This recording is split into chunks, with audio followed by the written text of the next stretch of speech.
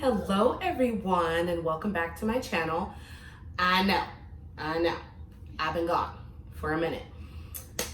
So as you can tell by the title of this video, I'm going to be giving y'all an update on where I've been. But it's also gonna kind of be like a story time about my misdiagnosis. This is my second time filming this video. I feel like those big YouTubers that are like, I'm coming to you with no makeup on and blah, blah, blah, blah, blah.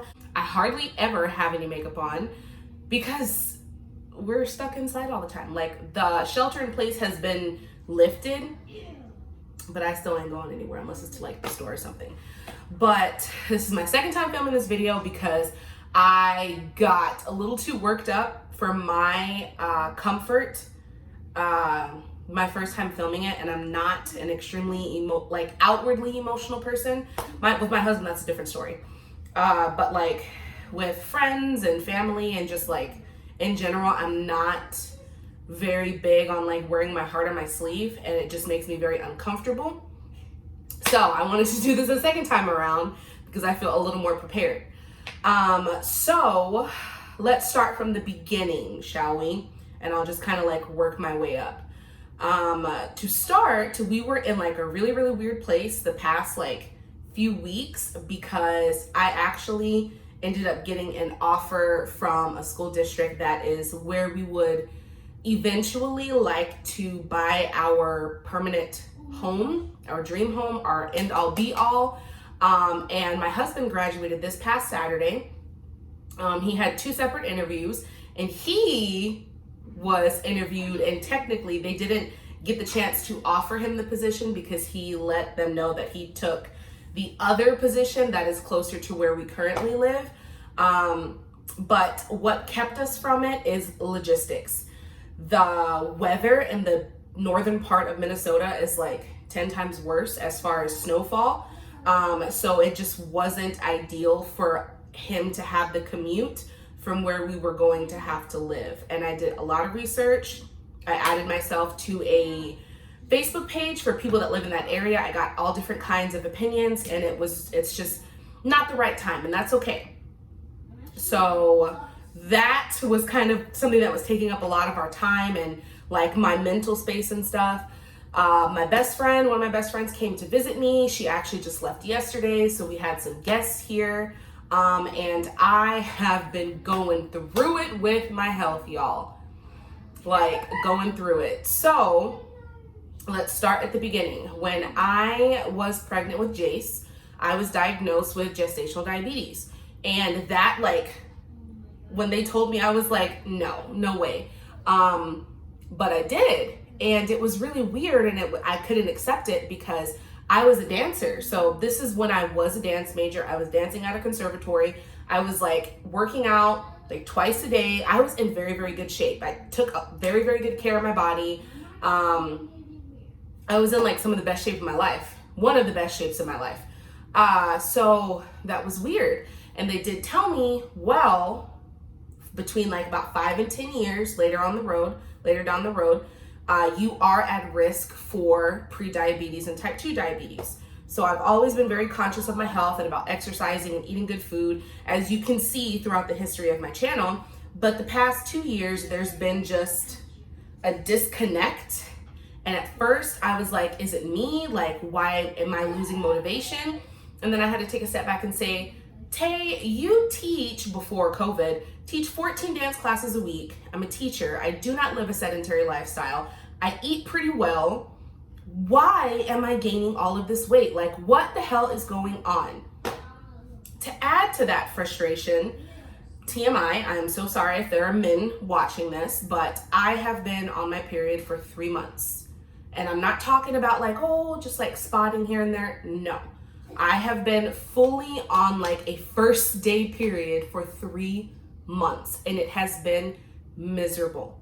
And I finally said, okay, I need to schedule a doctor's appointment because I originally had an appointment for April 1st, but it was canceled because of COVID, and they rescheduled it for June the 1st. And I kept hemorrhaging and hemorrhaging and hemorrhaging. I've been getting weaker. The pain is like unbearable. I'm in a lot of pain right now. So I finally said, hey, I know under the circumstances, it's probably very difficult for people to get appointments, but this is what's happening. Like, I need to see someone. Because last year I ended up in the hospital, and I was very close to needing a blood transfusion, and that's not something that I want to happen right now. I don't want that to happen at all. Forget right now. So I went ahead and went into the doctor. So this is a new doctor that I'm seeing, and she is awesome. She sat and she listened to me. She took all kinds of notes down from like the beginning of when I first got my period, through my pregnancy, through my miscarriage, everything. She did an exam in the office. They took like 8 vials of blood, which sucked. And I went in and I got a pelvic and a regular ultrasound. They called me the very next day and told me that I have endometrial hyperplasia. Now, what's messed up about all of this, I do not have PCOS. She very blatantly told me, you do not have PCOS. So tell me why last year in the summer I was diagnosed with PCOS and was taking all of these precautions and going along with what my doctor said at the time, because I love that doctor. Like, he's awesome. But they put me on a birth control, on several different birth controls, pumped me full of pain pills, and told me I had all these different food intolerances. I was trying to follow these protocols, and things just started to get worse. I've gained more weight, I've been more restless, I've been more tired, and I've never felt so unhealthy in my entire life, and I hate it. Like, it's the worst feeling. So when she told me that, I was like, or when the nurse called and told me the next day after my ultrasound, not a week, not me having to call and ask for my results, they called me the next day and told me, this is plan A, this is plan B, what do you want to do? So plan A was to start with another type of hormone, but she advised the DNC and the insertion of an IUD because it's been so bad. And on top of that, they told me that I have prediabetes, which is something else that has been a really hard pill for me to swallow, because I take pride in my health. I take pride in the way that I feel, and that's scary. I'm sorry if you hear Jason in the background. That's scary for me because I lost my grandpa to diabetes. I watched him deteriorate, and it's a very, very ugly, ugly disease. And that is not something that I want for myself. That's not something I want for my family to see me go through. So it took all of this for them to finally figure out what is wrong with me. And I'm upset and I'm hurt and I'm frustrated and I'm sad because I feel like this whole year or the past 2 years, I could have already been better, but I'm not. Now I'm worse off. So I have been in and out of the doctor, all these different tests and stuff. And next week I do have a DNC scheduled.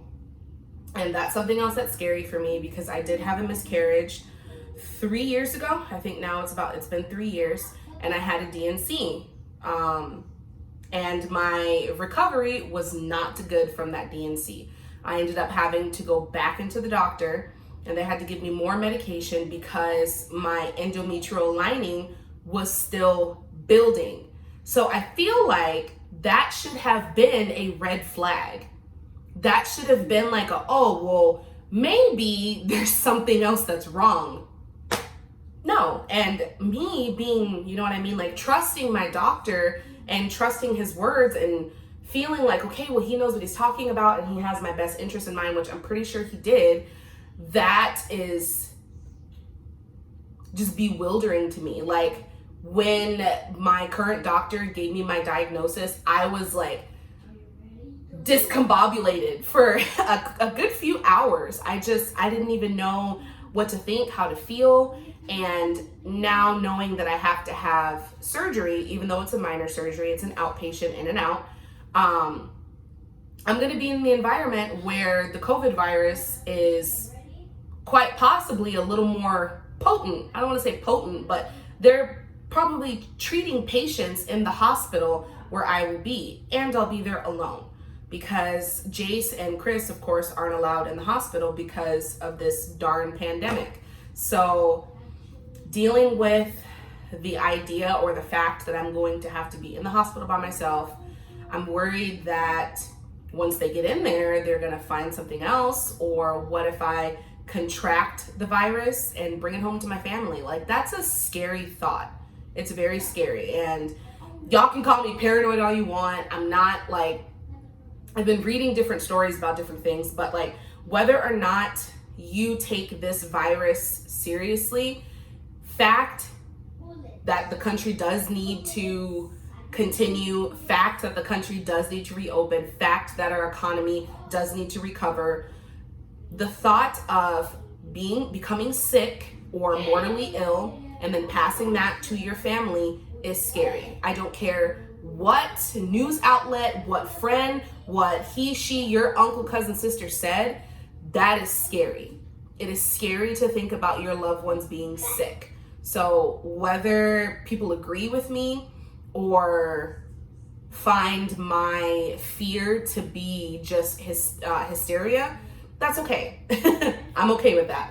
But it's scary for me. And it's also frustrating because we have been on like a constant build as far as our family and finances and just spirituality within ourselves as a couple and as a family, that this has just been like a really big like hit for me, because I take stress very seriously and I take interruptions in my life very seriously. It's just one of those flaws that I have. So it's been very hard for me to process the fact that things have been so good and I've been so happy. I love my job. I'm happy my husband loves his job. Like, everything has been so good, and then out of nowhere something happens. There's always something, right? So it's been really hard for me to kind of be normal and to feel happy with like cleaning and organizing and like doing my makeup, or like just all these other things, all these video ideas that I have. Like, I have a whole list of video ideas written down in my planner, but it's just been really hard for me to push myself into those things because I'm scared. I'm really scared, and I'm trying to put my health, my physical health and my mental health first. And that's something that everyone needs to do, especially with the idea or the, what's the word I'm looking for? The probability of people getting sick right now and being gone from one day to the next. Our personal health, our physical health, and our mental health and our family is what's most important right now. So that's where I've been. I think I've covered everything. I just kind of like sat down and like kind of brushed my hair a little bit and just wanted to update y'all because I don't like just dropping off the face of the earth. But yeah, if you have, or if there's anything that you take away from this video, it's if you feel like you've been misdiagnosed, or if something doesn't feel right within your body or in your gut, like, get a second opinion.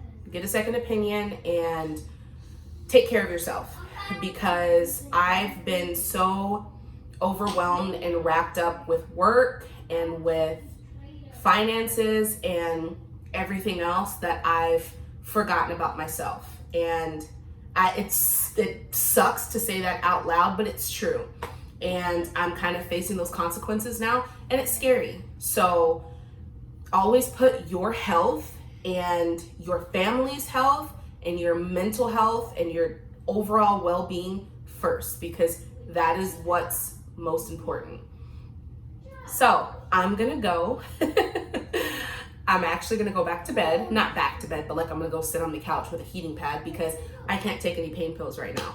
I can't take any pain medication besides Tylenol. Tylenol does absolutely nothing for the kind of pain that I'm dealing with, so it's been really hard. I can't take them 10 days up to my procedure, and I'm 8 days out now, so I'm just kind of having to deal with it, take hot showers, use heating pad, like some essential oils, things like that. So it's been kind of rough, but I'm still here.